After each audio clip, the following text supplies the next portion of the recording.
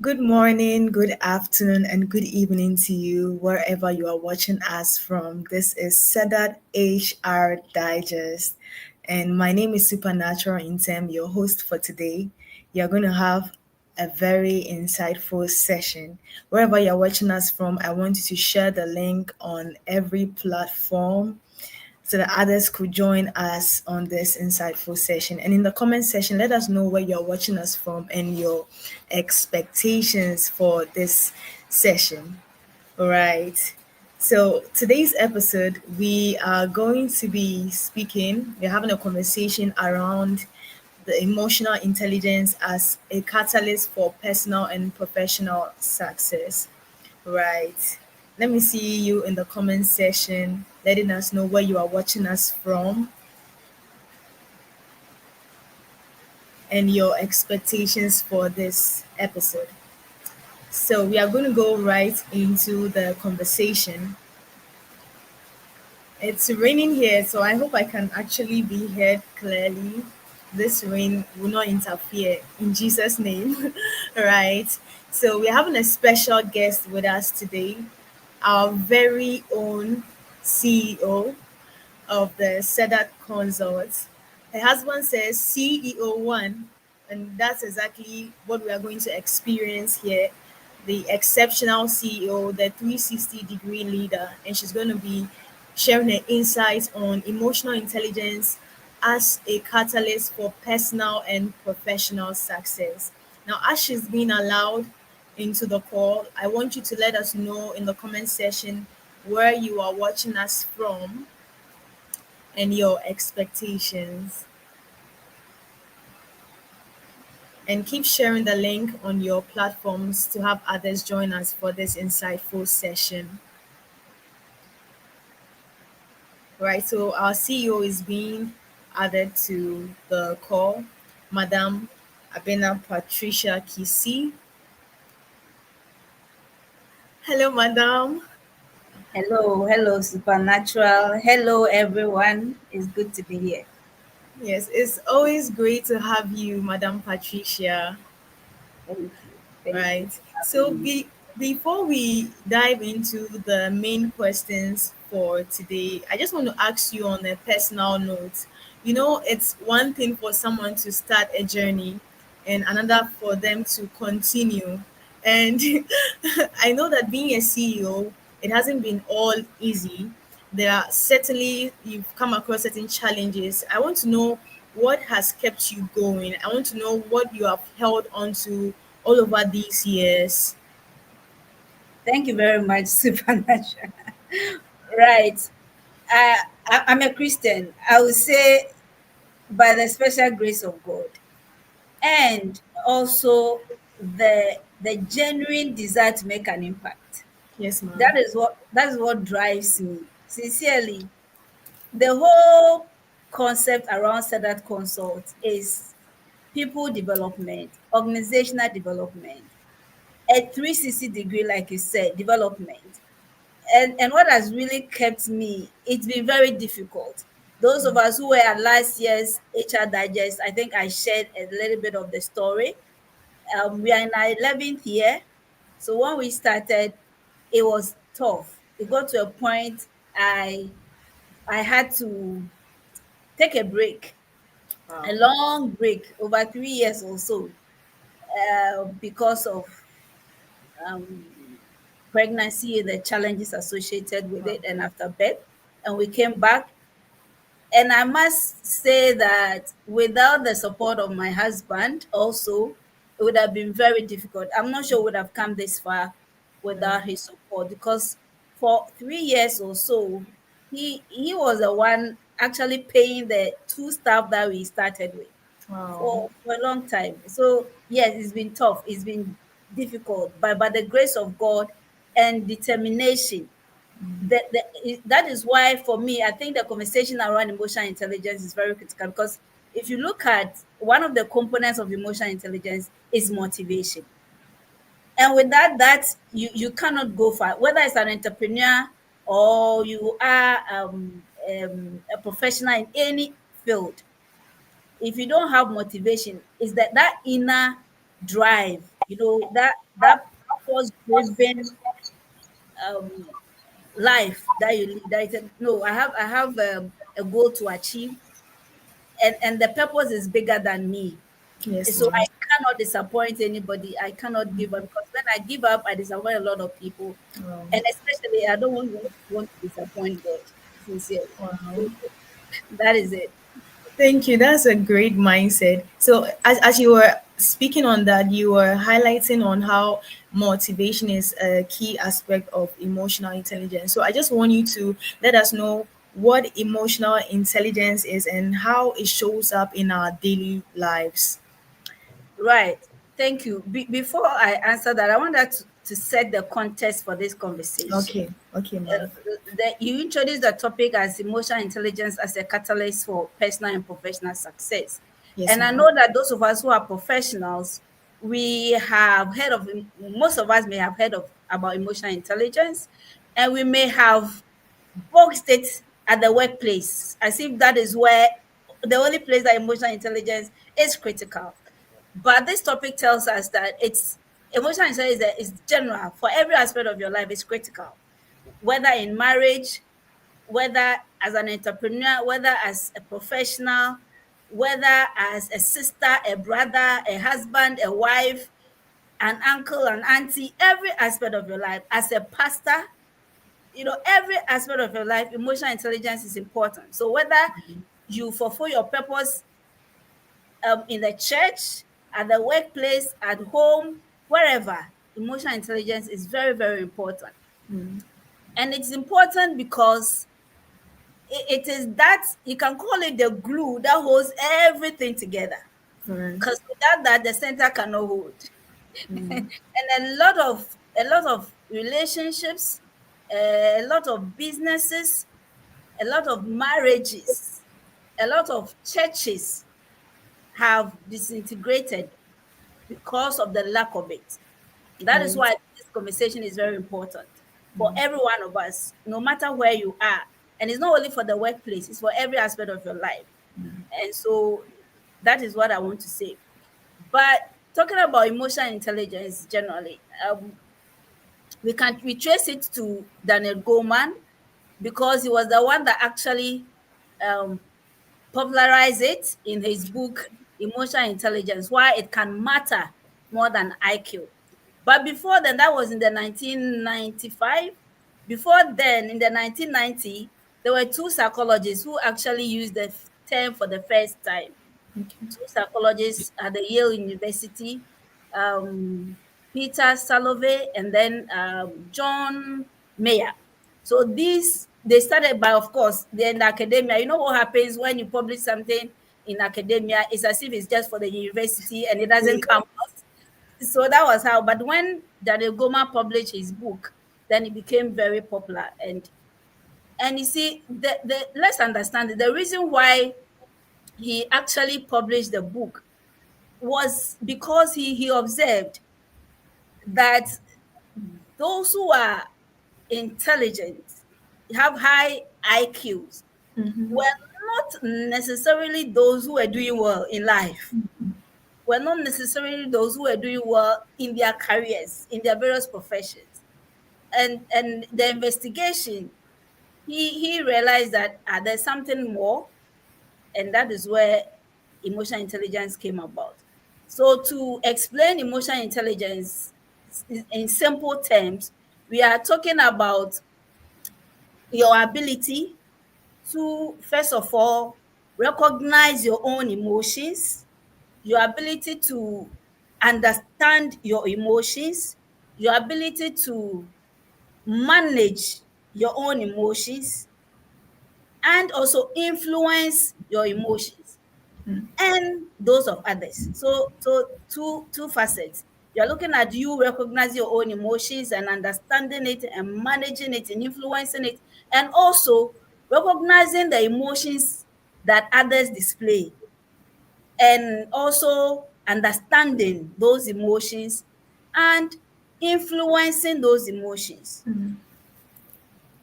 And so when we talk about emotion, that is it. And it's not, the term itself is new, but the concepts and the skills and everything They have been with us, I mean, since Adam. Because Right. if you look at it critically, when we talk about the components of emotional intelligence, and if you permit me, I will just look at it briefly. We talk about per Daniel Goleman's concept. We talk about self-awareness, and he says that the first thing you do, or the first skill you need in the area of emotional intelligence, is your ability to understand your emotions, first of all. Understand what makes you tick, understand what makes you angry, understand what makes you stressed out, understand when you are even stressed out, how do you behave? When you are angry, how do you behave? When you are under pressure, how do you behave? So you first of all need to recognize these things and name them and note them. That is where self-awareness comes in. And when you are self-aware, that is when you graduate or take a step further to even be able to manage. Because if you don't know it, how can you manage it? So the first step is self-awareness. And then also he talks about self-regulation. Self-awareness talk about knowing yourself, knowing your emotions, and all that. What triggers your emotions, for example, and all that. What are your weaknesses? What are your strengths? And all that. How do you behave under pressure? All those things. So you name them. Then you go a step further to manage them. So that's where the self-regulation comes in. It's just managing your emotions so that they don't control you. It's like you being in the driver's seat, driving the bus, or allowing your emotions to drive the bus. So if you are driving the bus, it means that you are taking control of the wheel and you are steering the wheel to the direction that you want it to go. But if you leave the steer and then your emotions take control, definitely you fall into a ditch, because then you will not be able to control the outcome or even the destination of your trip or the bus. So that is it. So controlling yourself. And then we talk about motivation. I think I mentioned it when you asked that first question. Yes. It is that inner drive that makes you go on in spite of tough situations, in spite of difficult moments, in spite of rejections, in spite of disappointments. And this one is not only at the workplace, everywhere. You're a young lady, a gentleman comes to you, tells you all the beautiful things you want to hear, enters into a relationship with you, tomorrow disappoints you, and you break down, and there's no coming back for you. If that is it, then it means that emotional intelligence is not very high. But the motivation to pick up the pieces and move on is a skill, part of the emotional intelligence skills that you need to develop. Then we have empathy. Empathy is when you understand people's needs without them even telling you. The ability to look at somebody and realize that there's something wrong. This person may be going through something. Is the ability to understand someone's emotion, the state of mind. You may not be able to know exactly what is going on in the person's mind, because of course we are not God or the Holy Spirit, Yeah.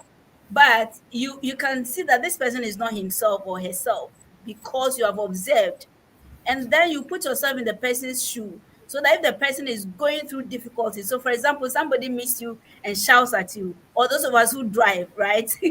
Somebody crosses you, and then the natural thing you want to do is to raise insults or Yeah. rain insults at the person, or shout at the person, or burst out and all that.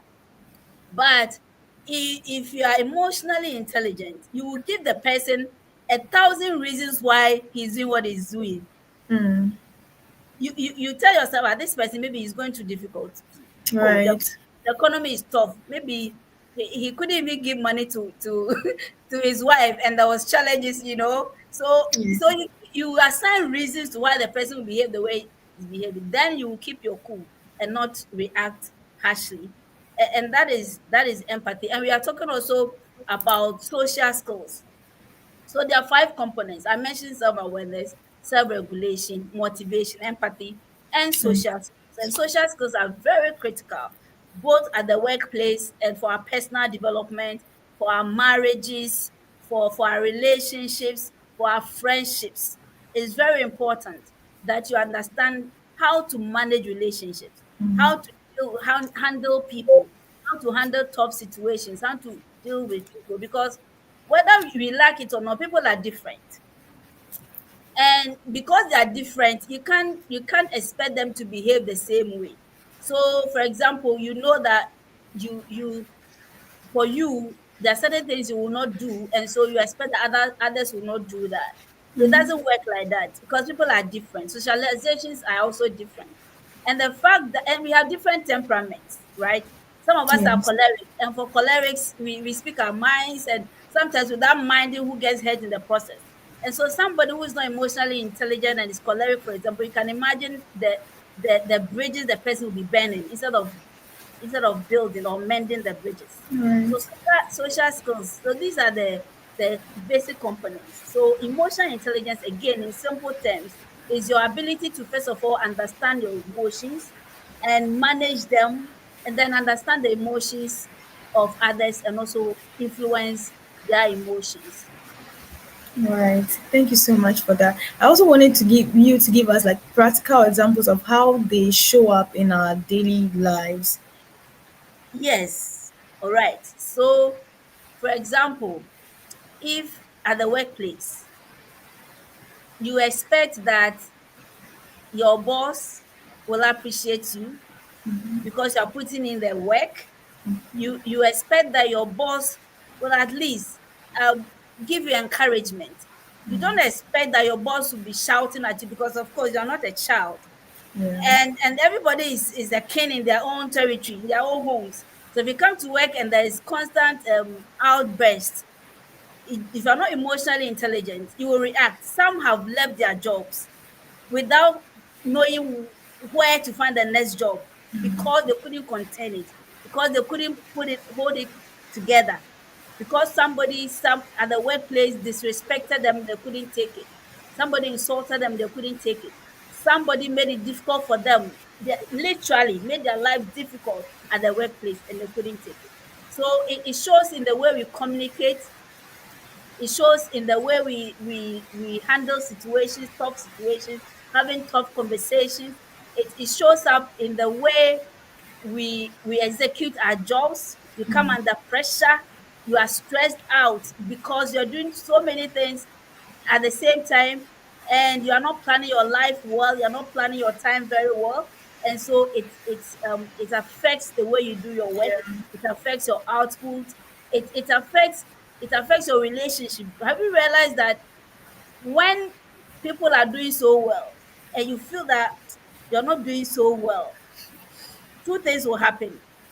Either you encourage yourself and push to do more, or you just relax and say, me, whatever I do, I can't cope. I can't Yeah. I can't cope. So let me just relax. And you are demotivated and you don't go far.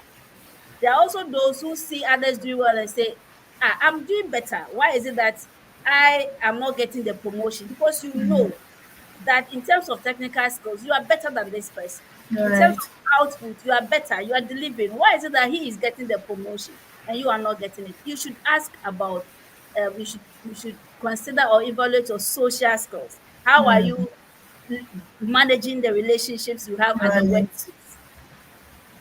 It's not, sometimes we think that, oh, because the person has a godfather or a godmother, or the person knows somebody who knows somebody and all that, it's not fair. The person is being favored and all that. But see, whether you like it or not, that is how the world is. I can vouch for Supernatural because I know her. And because I think that he can put it together, she has the emotional intelligence and all that. So if there's a conversation going on in the boardroom as to who to promote, I will speak up for Supernatural. But if there's another team member who, yes, the person does well, but that is it. That is it. Then the higher you go, the more you need social skills to be able to manage. It's no Right. longer about technical skills when you go higher in your career. And so, yes, that is how it shows up. The little things that you may think may not matter, it shows up. And that is where, as professionals and even as individuals, we need to understand some of these things so that when it happens, it will happen. See, if you have not faced rejection yet, please wait for it. Wait for it because it will happen. If you've not been disappointed yet, please wait for it. Because these are the normal things that happens at the workplace, at the home, church, and every other area of our lives. So let's watch out for some of these things. And emotional intelligence is very critical in managing these situations so that you don't fall, you keep moving, and then you keep your focus and you achieve more in life. Right. So there's someone probably out there who is wondering how to bring a balance in between emotional intelligence and IQ. I want you to answer out there. Is it possible that emotional intelligence is more important than IQ? If that is so, why? Or could it be that there is a need for a certain balance between emotional intelligence and IQ? Hmm. Thank you for that question. If I'm quoting Daniel Goleman, then I'll say, like the title of his book, why emotional intelligence can matter more than IQ. Wow. But if you had asked me this question maybe in the 80s, I would say, oh no way, IQ is a thing. If you have low IQ, there is no going far for you. I would have said that. But today you're asking this question, and I'm saying that yes, IQ is very important. And please, let's understand this. IQ is important. Let me use this analogy. It's like, okay, so IQ will will give you the job, or will get you the job, right? But that which will sustain that job is your EQ, or Wow. your EI, or your emotional intelligence. So IQ will get you into the room, whether or not you remain in the room, Mm, whether or not you go far in the room, whether or not you develop in the room, it depends on your emotional intelligence level. right. In Ghana, amongst the accounts or the trees, they say something like wa ho ɔfɛ de wobɛkɔ, but usuban de wobɛba. What that means is that your beauty will take you to the marriage, but your character will bring you back. So it's like emotional intelligence and IQ. IQ will take you there, but that which will sustain you is emotional intelligence. And that is why, for me, it's very critical. We have seen people who are technically very good, but if you look at their career progression, is like the tortoise pace. And when you investigate it, you will realize that it's because of lack of emotional intelligence. So at a certain stage in your career, at a certain stage in your life, and particularly in this dispensation, this world that we are, this 21st century, you can't depend only on your IQ to make it in life. There are many footballers, right? So why is it that there are few people who are playing on the national team, or Right. even who have been discovered and they are doing well playing soccer? It's not that they are the best footballers in the world or even in the country, but they have been discovered. And why were they discovered? It's not their skill of the technical skill of football, but it's because somebody noticed them somewhere and thought that you could give them the opportunity because they put themselves out there. And Right. so emotional intelligence, the component of social skills talks about this, right? So I would say that IQ will give you the job, but it's EQ that will sustain you on the job. Right. Thank you. IQ will give you the job, but EQ will sustain you. So I see Mr. Michael Kisi on the call. He says he's watching from Kumasi. That was our dear CEO's husband. And Yeah. I see Julia John Sampson also watching from Tema. Right. So we'll just move into the conversation again. I And think there's a question. I don't know there's a whether question. from Nana or say, how do you balance meeting targets Not and yet. showing empathy to a team member looking at the limited time we have? Okay. No, Nana says question is very, very important. Yes. Empathy, empathy, we have said, you understanding the person, you understand where the person is coming from, you understand the person is not delivering because maybe at the home front everything is not well, and so the person is not delivering. So when we talk about empathy, we are not saying that lower the standards. We are not saying that forget about the targets. We are not saying that forget about the deadlines. What we are saying is that have a conversation with the person, understand where the person is coming from, and try to help the person be better at what they are doing. So if the person is not meeting the deadline, you won't say, "Oh, I empathize with you, so it's okay." Even if you are not meeting the deadline, "Oh, it's Yeah. okay. I empathize with you. I understand where you are coming from. Things are difficult for you at home, so it's okay. I understand." No, no, no. That's not what we are saying. We are saying that yes, understand that there may be difficulties coming. So you come together, you have a conversation with the person, and see what you can do to help the person. Sometimes what the person may need will be your encouragement or sharing even your experiences with the person. Look, I went through this situation. This is how I handled it. You can do it. You have what it takes and all that. So encouraging the person, but you don't compromise on the standards because you are empathizing with the person.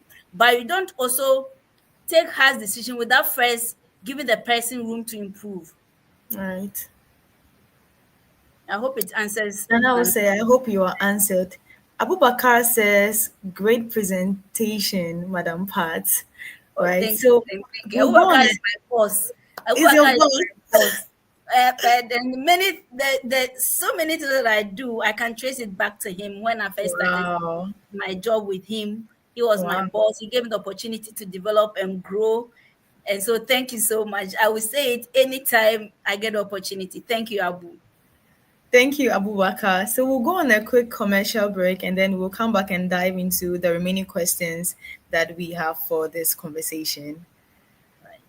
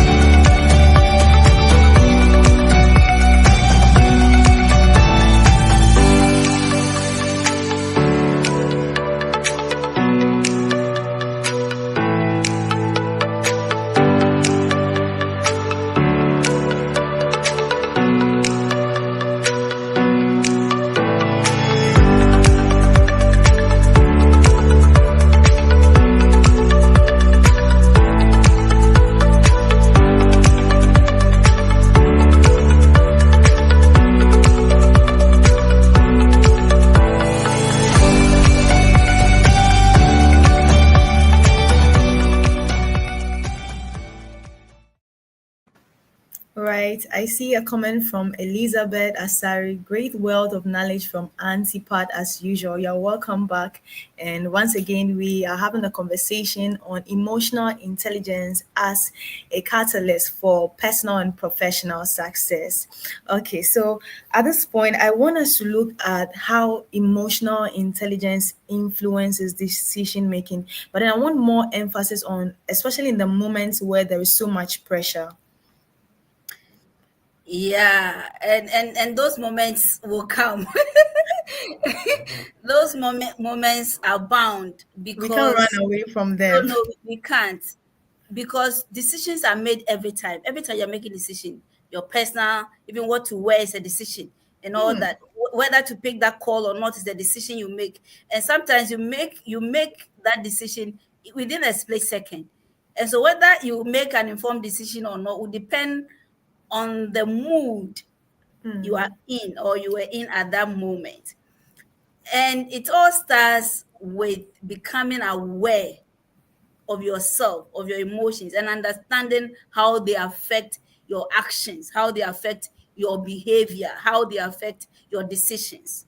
So, for example, if you realize that when you are under pressure, you get stressed out and you make mistakes, then what you need to do is, when you are giving yourself a deadline, or your boss gives you a deadline of say 5 days to complete a task, knowing that you have you are likely to be stressed out and make mistake when you do the job or the task at the deadline, because it puts a lot of pressure on you.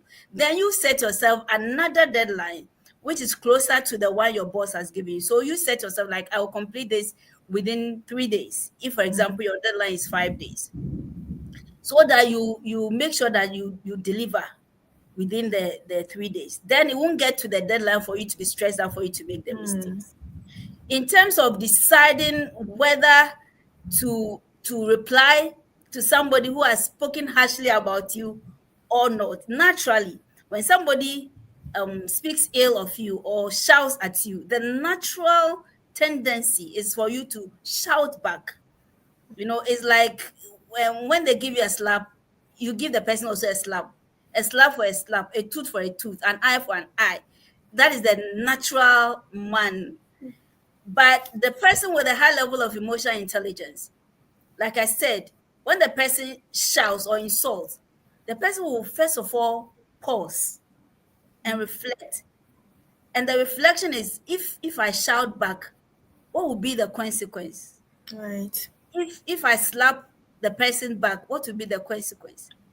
How will I look in terms of your profession, like the kind of person you are? Will it enhance your person, or it will actually take something away from you? And it's a decision. You see, it's an inner dialogue you have with yourself, and it takes a few seconds, 5 seconds. You have had that dialogue within yourself before you respond, right? But if you don't do it like that, you tend to react all the time. And when you are reacting, you react impulsively, and usually the consequences are not good. But if you respond, and you can only respond when you take a pause, when you reflect, then you respond constructively. If you don't pause, if you don't reflect, and it's something that comes with time, right? And let me say this: emotional intelligence is a skill, and just like any other skill, you improve on it. You go through the process. So I was telling a couple of students that I was having this conversation with. They were entrepreneurs. I was having this conversation with them, and I told them that, look, don't beat yourself up. We are trying to be better. We are trying to develop our emotional intelligence skills so we can be better. But if the first instance you decided that you're going to respond rather than react, and then you realize that you did not respond as you had wanted to, you reacted and you didn't like the consequences, don't beat yourself up. Remember that it's a process. Try again and again, and with time you'll get it. With time you'll get it. But it's a process. It's not a destination. It's a journey. So you need to really understand that. So that is what I would say, that for that. So in decision making, before you make any major decision. So, for example, you have received an email that is really lambasting your organization, or a service you have provided, or rubbishing, you making you feel inferior from a client, for example. If you want to respond immediately, you talk. I mean, you give boot for boot. I mean, equal Yes. measure. If not, press down and shake it together. You and overflowing. Okay. If you don't want to overflow, maybe you give it measure to measure. But if you tell yourself that no, because you are conscious of how you react when you receive such messages, you have now taken it upon yourself to manage that situation. So you pause. Sometimes you don't even respond that day. You wait, you go and sleep over it. Then the next morning when you come, you are in a better frame of mind to be constructive in your response. Yeah, so that is what I would say on that for now. If you have any other questions, I can. I like the way you emphasize on how that emotional intelligence is a process so that people don't begin to beat themselves up when they start and then along the line Yeah. it's not going as they intended. Okay, so I want to also know how emotional intelligence can help us manage conflict and the issue of having tough conversations. But people run away from tough conversations, maybe primarily because of the tension that ensues when they begin to have such conversations. So, how can emotional intelligence help us resolve conflict and also manage tough conversations? Right. Thank you. We have said that one of the skills, emotional intelligence, is empathy, right? So if you're having a tough conversation with someone, you are understanding where the person is coming from. You are giving the person reasons why he will do what he did, or reasons why he's going through what he's going through, and all that. So you understand. Then you tell yourself that you are in to help the person because you empathize with the person. So you go in the position of help, helping the person, offering help, rather than condemning the person, rather than judging the person. Now, if your emotional intelligence level is low, you always go judgmental. You always go judging the person, condemning the person. "Ah, I didn't expect this from you. I'm so disappointed in you. And I'm not surprised. You, that is how you are." Sometimes we even exaggerate and make the person feel Yeah. feel worse than what he is going through right now.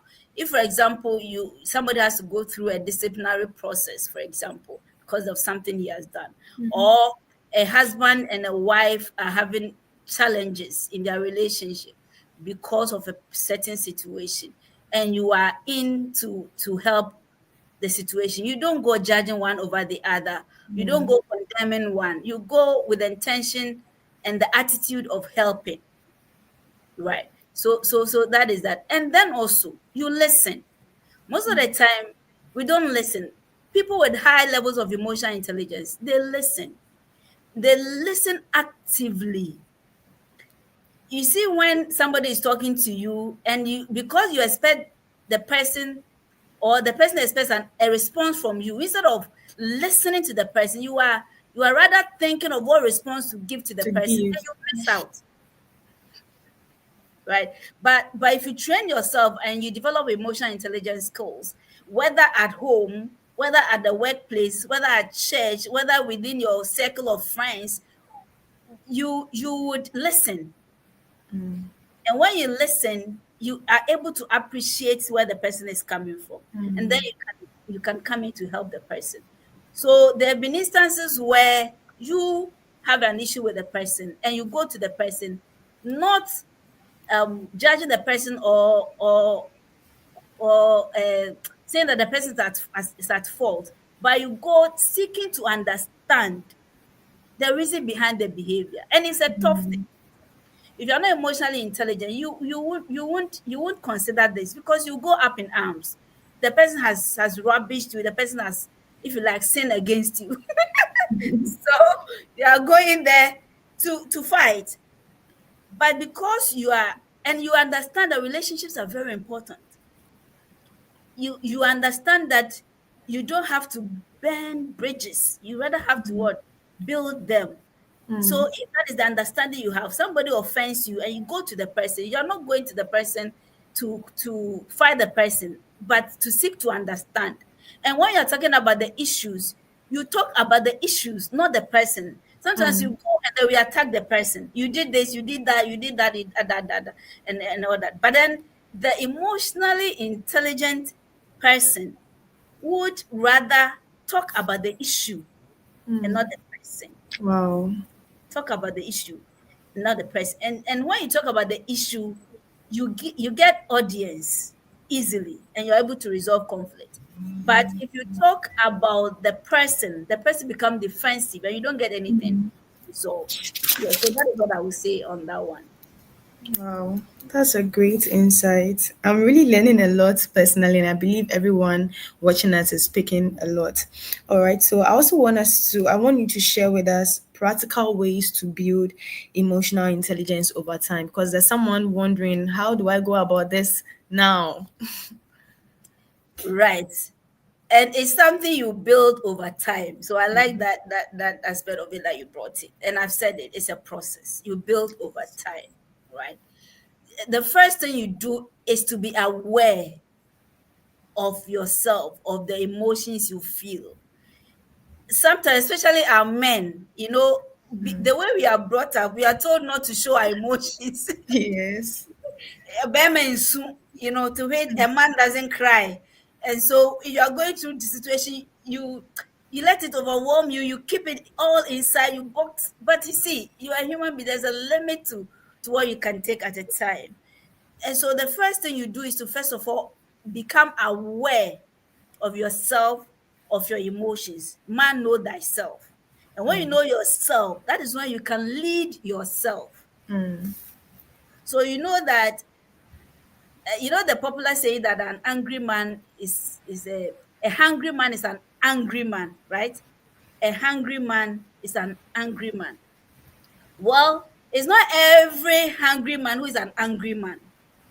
What I've realized is that maybe the person who made this statement was self-aware that when he's hungry, then he becomes angry.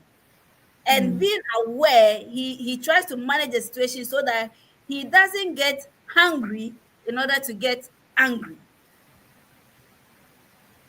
So it's the same thing. If you realize that when you are under stress, you tend to speak, excuse me, like something that doesn't make sense, or yes. your senses leave you. Let me use that.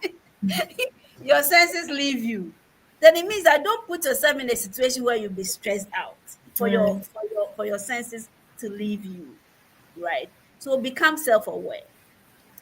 And then secondly, tell yourself that you are in charge of yourself. You are in charge of your emotions. Your emotions are not in charge of you. You are the one at the seat driving the bus, not your emotions.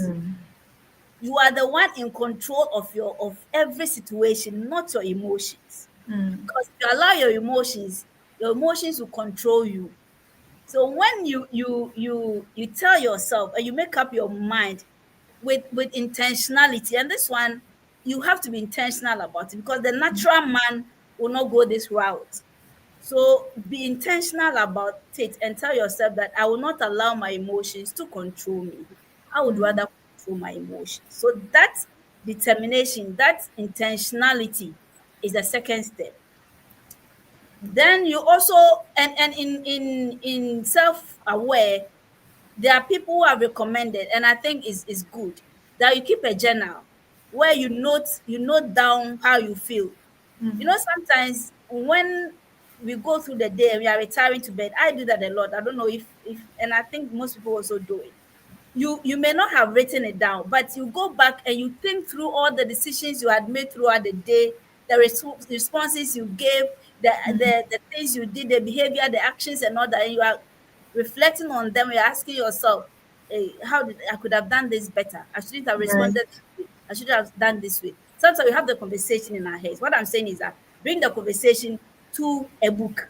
Write that down, because when you do that, the commitment level becomes higher than when it is in your head. When you write them down, you look at them, and so every day you jot down. And this one is easy to do, it's practical. You just have to commit to it.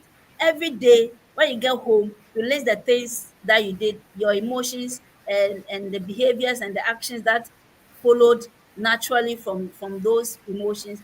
And you tell yourself, you assess, could I have done this better? Done this better. Maybe I shouldn't have done this way. I should have done this. I should have been more patient. I should have relaxed a bit. Then when you do that, you take note of it. Every day you do it. At the end of the week, you look at it throughout and you pick one. You see, it's a process. So Right. if you pick everything together, you'll be demotivated because you cannot achieve everything at a go. So you pick one. So today, I know that I'm not self-aware enough.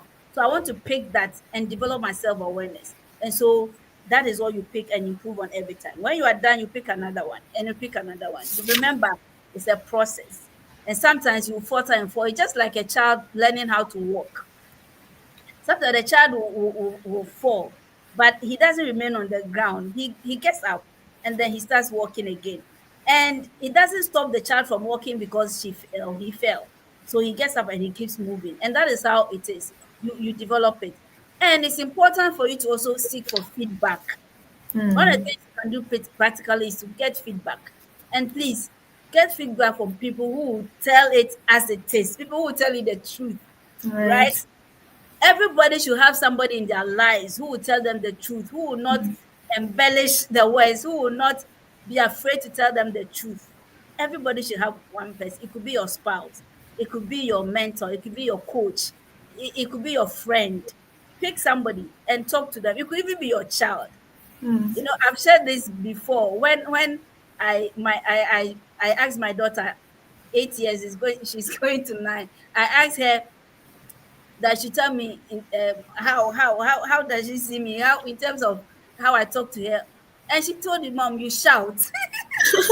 And you know that, so, and she told me, do you know that even if you don't shout, I will still hear you. Oh, You know, you shout. And at that point we made a pact that I will not shout again, but you see, it's not going so well.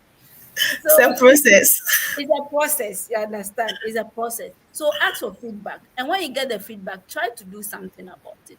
There's no point getting the feedback and becoming defensive, right? When you get the feedback, commit. And it takes a lot of commitment and discipline. And please put the end goal in mind. Understand that if you're not emotionally intelligent, yes, you may get the job, but you can't sustain it. You may get the job, but you may not get the promotion. You may get the marriage, but you may not enjoy your marriage. You may be in a friendship situation, but you may not get the full benefit of it if you're not emotionally intelligent. And you decide, don't look at the other person, right? Decide that you want to be emotionally intelligent so that it will inure to your benefit, that you'll be able to achieve your goal in future. If the other person is not intelligent emotionally, that is okay. You tell yourself that you want to be emotionally intelligent, and somebody says, you, my love is enough for the two of us. So let your let your emotional intelligence be enough for the two of you. Yeah. Right. So I think earlier on you mentioned that if you find that you are always judgmental, it means that you have low emotional intelligence. So I want you to let us know other signs of having low emotional intelligence and how to effectively manage them. Yeah. um Outburst. If you when you get provoked, you lash out on people, especially your team members. There are some bosses, they think that the only language their team members understand is shout. So they'll be shouting. And if you do that, it tells me that you are not emotionally intelligent. And we have seen it in so many areas, even in parliament. I mean, you saw when they were throwing blows and all that. Yes. And I was just telling myself, look, this is all because they have low levels of emotional intelligence. And this one, you don't need any prophet to tell you, right? So when you are not able to control your emotions, when you let your emotions control you, when you lash out all the time, when you don't listen, when you don't give people even time to explain themselves, you want to take a decision against them, you won't even give them the time, or at least a little time to explain themselves. You take the decision without even minding how they will feel and all that. And you see, there are certain temperaments that are more prone to some of these things. I talked about the choleric. If you're choleric, you realize that you speak your mind, and sometimes you don't mind how what you say affect the other person. So if you don't commit yourself to managing or developing emotional intelligence skills, this this temperament would take a lot of things from you. It will deprive you of so many things, right? And then also, if somebody easily lose friends, it tells me that you are not emotionally, you are not there yet. I'm not talking about when you know that this person is not adding to you, it's always taking, so you want to give the person space. That is fine. But when you are always, you are not talking to this person, you are not talking to that person, this person has said something I don't like, so I won't talk to him again, I won't talk to her again. It tells me that there's something lacking. So what you can do, and I think I've shared the practical steps that you can take, just tell yourself the truth. Look yourself in the mirror, right? The woman in the mirror, the man in the mirror, please tell yourself the truth. It's about time. Especially when you don't like the outcomes of some of the decisions you take, the outcomes of some of the actions, the behaviors you put out. If you don't like the consequences, then have that tough conversation with the person within, with yourself, and tell yourself that you want to do better. And I'm sure with the other tips that I've shared, you can do better. All right, thank you for that. Joseph Tete says great insights, and Josephine also says she's watching from Takoradi. Thank you for watching us, Josephine. Lord Sam, you are watching us from the United Kingdom. Thank you for joining us. Andrew Ajay also says setting another deadline for yourself to avoid getting stressed out. Thank you so much, Madam Patricia. Right, so all too soon we are wrapping up. So I would want you to share with us maybe your final words, but mainly highlighting on how personally emotional intelligence has impacted your professional or your personal work. Yes, thank you very much. Those who are in the consultancy business or consulting business, you realize that you need a heavy dose of emotional intelligence, high levels of emotional intelligence to be able to sustain your business. Because, I mean, when I started, there were a lot of rejections, a lot of them. So if I were not building my emotional intelligence level, especially with the motivation aspect of it, to tell myself that there's a reason why I went into this in the first place. It's not just for the money, it's not just for fame, it is for a greater good. It is for it's a legacy. It is an impact I want to make in the lives, in the careers of people. So that alone kept me going, because without that, I would have given up. The rejections, even the quarters I didn't expect the rejection to come from, they came. And thank God for my husband. And I always say this because you see, when boxers, where you want to punch practice, you use your punching bag, right? I was telling some people that my husband he's my greatest, I mean, cheerleader. He's my supporter, and he's also my punching bag. So sometimes when it gets too tough, I go back and offload. And yes, he has a big heart. He has a big heart, and he listens, and he knows. I mean, he has high levels of emotional intelligence, so he understands, and he keeps me on my toes. And when I many bar me so, then I go to him. I say, oh, I shouldn't have said this, I shouldn't have done this, and all that. And then we talk. So everybody needs somebody. Please, you need somebody who will help you. Emotional intelligence is key, and most of the businesses we have gotten as a consultant is as a result of the network, the relationships that I built, Social skills. social skills, the relationships I built. Still I can talk to my boss Abubakar because of the relationship we had, right? If it were bad, I don't think I would have even gone back. A lot of the things. And when I'm in doubt, I reach out to him when I need support. And he has come on the digest so many times, Wow. and he's facilitated a lot of sessions for me. And I would say that he's one person who tells people, I mean, good things. And it's because of the relationship we have. So you build relationships, and you should commit to it, right? Relationships have helped me a lot to be where I am today. And so I would say that emotional intelligence is very important, not only for your professional success, but for your personal success. And as a person, there are so many aspects of your life beyond work. You are a sister, you are a brother, you are a wife, you are a husband, you are an auntie, you are an uncle, you are a church member, you are a pastor, you are a team leader, you are a cell leader. You wear so many hats. If you are not emotionally intelligent, all these aspects of your life cannot hold, and you won't do well, you won't be better. Have you seen people who are very good at their jobs? The home front is a disaster. There are people who at the home front they hold it together. At the workplace, it's a disaster.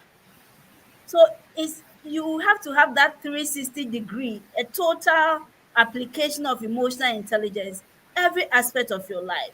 So when we are having this conversation, we are not talking to professionals and say, if you want to get promoted at the workplace, build the emotional intelligence skills. But I'm also saying, if you want your marriage to succeed, have high levels of emotional intelligence. If you want your church to flourish as a pastor, have high levels of emotional intelligence. If you want your relationships to work as an individual, high, have high levels of emotional intelligence because they all accumulate or they come together to make you a better person. And I tell you, if you are doing well, if you're not doing well at the home front, it will affect your job, it will affect your profession at the workplace. The same thing, if you're not doing so well at the workplace, it will affect your home front, it will affect your relationships, right? And in this age and time, you cannot afford to burn bridges. You have to really build them because that is what will take you to your next level. There are people who are very good at what they do, but they are not in a certain position because they don't know anybody that will hold their hands and take them there, or who will speak for them in that room when they are not there and say, this person can do it, give it to them. This person can do it, give it to them. This person can do it, promote them, and all that. And please don't be annoyed that someone is getting somebody's attention and you are not getting the attention. You may be better than the person. Don't be annoyed. Just work on your social skills, manage your relationship very well, and you get noticed beyond the skills that you have. Right.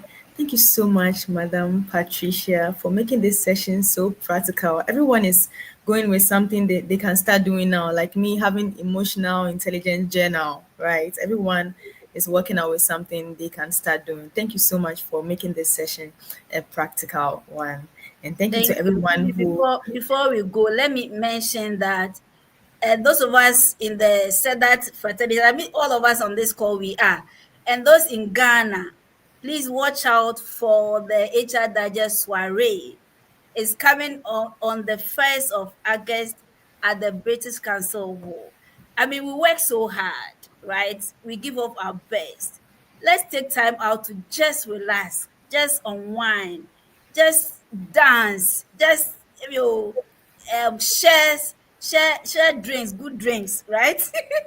And let's let our heads down and let's enjoy ourselves because we deserve it. We deserve it. We work so hard. We deserve it. So please, I'm expecting all of us on the 1st of August at the British Council Hall auditorium from 4 p.m. So you say you are tired, you want to go home. Just come and have fun and enjoy yourself. So watch out for details for the flyer and for other details subsequently on all our social media handles. But I expect to see you there. It's part of the well-being. We are preaching well-being. So get off work, put on your dancing shoes, come join other professionals, and let's have fun together. This is a special invitation to all of you. All right. So once again, this is Sedat Consult, and we are into training and development, recruitment and talent acquisition. We're into service outsourcing, and also staff outsourcing, payroll outsourcing, HR outsourcing, event planning. So when you want to have an event, get in touch with us. We also have a leadership kids leadership academy running in our office at Kumasi, and we also have one running soon in Accra. We have an upcoming training that we want you all to participate in that's coming on this coming week on Thursday and Friday is on building a competitive grading structure and salary structure, right? And so this training is going to be at our office here at Sedat Consult, Nyamiche La Paz. The information will be displayed on the screen and also on various platforms. We look forward to having you join us in our trainings. Thank you for joining this session. Thank If you, I would Madam say, if I Patricia. may say something before we leave on this training, this is something we've been doing since 2019 or 2020 thereabout. And every individual who has participated in this training has gone back with a skill to be able to first do job evaluation, build your own scheme of service, and then build your own salary structure. It's very practical. You are not coming to listen to theories and principles and all that. You are coming with your laptop, and you are going through the process to develop a competitive grading system and a salary structure. When you come for this training, you will not need any consultant to come and help you, or if the consultant will come at all, you also be hands-on and you'll be able to assist. He just coming to assist you, but you'll be able to do job. I have testimonies of people who have come for this training and have been able to do that. They have done job evaluation for their companies, they have built their own salary structure, and they are using right now. This one, they don't teach you in school. They don't teach you the HR professional courses and all that. This is practical and hands-on. You need to be part of it. So please register. The link has been posted there. Register and be part of it. It's a 2-day full high impact practical session. Go back and learn how to develop a salary structure. Job evaluation is very critical, and then you will be able to help your company streamline your salary or compensation management and attract top talent and sustain them as well. Josephine is asking if there's online section available. Yes, we are looking into that. A lot of people are opting for the online, so we will get back to Josephine. Supernatural, please take note so that we'll get back to Josephine Yes, Aqua ma'am. and give her the information on the online option. Thank you, everyone, for having me, and thank you for all the support you have been giving Sedat Consult. I appreciate all of you. Thank you very much. Thank you.